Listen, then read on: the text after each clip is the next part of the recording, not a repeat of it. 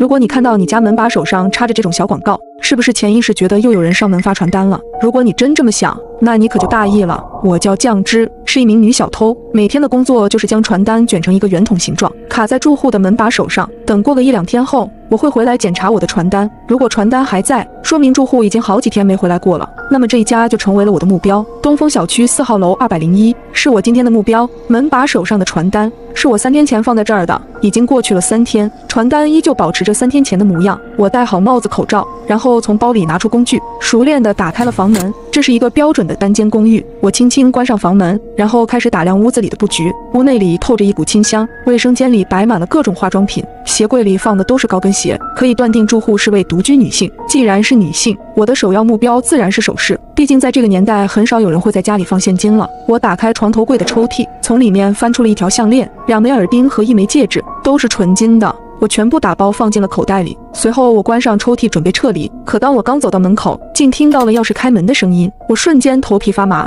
迅速退到墙角，躲进了衣柜里，毕竟整个屋子也只有这里能藏人。我关好衣柜门，听到门口传来上锁的声音，紧接着是高跟鞋走动的声音。由于衣柜正对着门口的方向，透过门缝我正好可以看到整个屋子里的情况。我看到一个衣装精致的女人走进了屋子，女人放下皮包，换了拖鞋，然后径直朝衣柜走了过来。我暗道一声不好，幸运的是女人打开的是衣柜左边的滑门，而我正好躲在衣柜的最右边，女人并没有发现我。女人从衣柜里拿了一件休闲的外套，然后关好了衣柜的门。我擦了擦额头上的冷汗，幸好只是虚惊一场。女人进了厨房，给自己洗了一个苹果，然后坐在沙发上。女人一边看着电视，一边吃着苹果。我躲在柜子里大气不敢喘，等待可以离开的机会。眼下这个情况，要么是女人进卫生间的时候，要么就只能等她睡着之后神不知鬼不觉地离开。就在我默默等待时机的时候，突然我的手机震动了一下，有人给我发来了一条短信。我慢慢掏出手机看了一眼，是我一哥们周强发来的。今天在哪里营业？有没有好的客户？给我介绍几单。周强跟我是同行，我俩经常互相分享客户。我赶紧给周强回了一条短信：客户回家了，我被困在屋子里。很快周强又发来了信息：你被客户抓现行了。没有，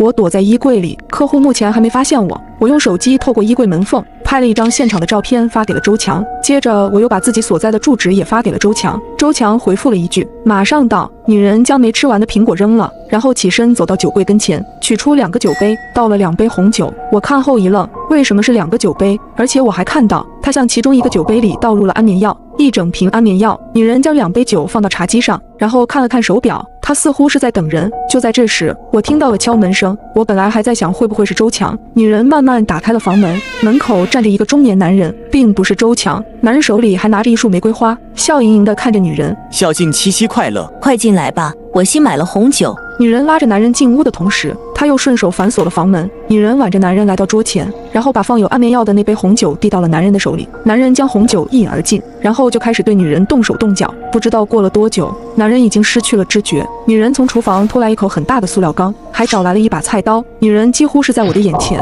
将男人残忍杀害。这一刻我什么也顾不上了，只想尽快逃离这里。我竟然躲在衣柜里目睹了一起凶杀案。女人从厨房拖来一口塑料缸，一口很大的塑料缸，接着女人将男人塞进了缸里，然后拿出一把菜刀。女人几乎是在我的眼前将男人杀害了。我躲在衣柜里瑟瑟发抖，吓得不敢发出一丝声音。女人将男人用塑料袋打包，一包一包的放进了冰箱里。这一刻我什么也顾不上了，只想尽快逃离这里。可是衣柜门像是被锁上一样，根本打不开。就在这时，我的手机再次震动了一下，是周强发来的短信：你那边情况怎么样了？我赶紧回复：衣柜门打不开，我被困在里头出不来。你被那个女人发现了吗？暂时还没有，那个女人就是个疯子。我赶紧又问：你到哪了？周强回复：我已经到了。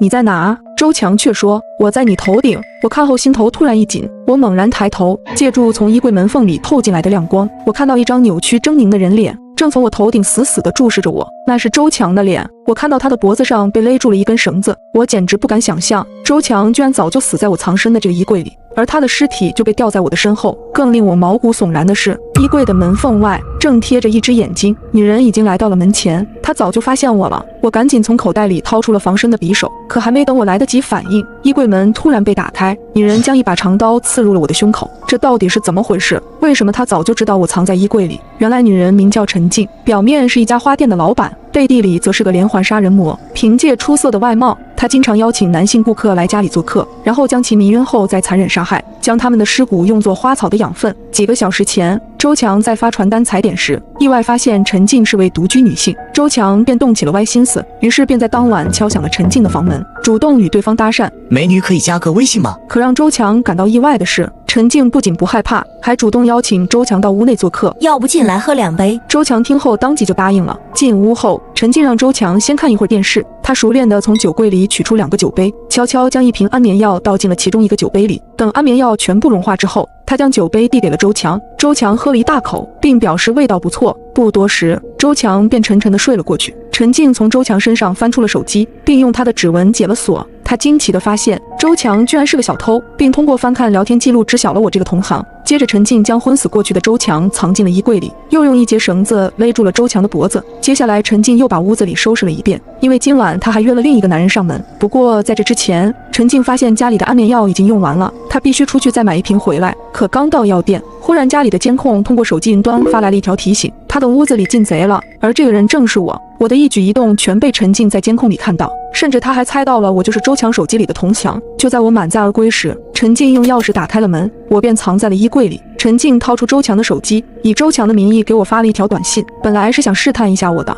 没想到我居然还发来了一张从衣柜里偷拍的照片，这更无疑暴露了自己的身份和位置。就在这时，敲门声响起，是陈静邀约的另一个男人上门了。他故技重施，再次迷晕了男人，并为了吓唬我，他还当着我的面将男人残忍分尸。最后该轮到我了。陈静再次用周强的手机给我发来了短信，看到短信后，我先是被周强的尸体吓到了，接着陈静又打开了柜门上的锁扣，直接一刀刺入了我的心脏。我从没想到，因为偷东西竟然搭上了自己的性命，甚至还被女主人戏耍。最终我在陈静陈述完真相后，耻辱地闭上了双眼。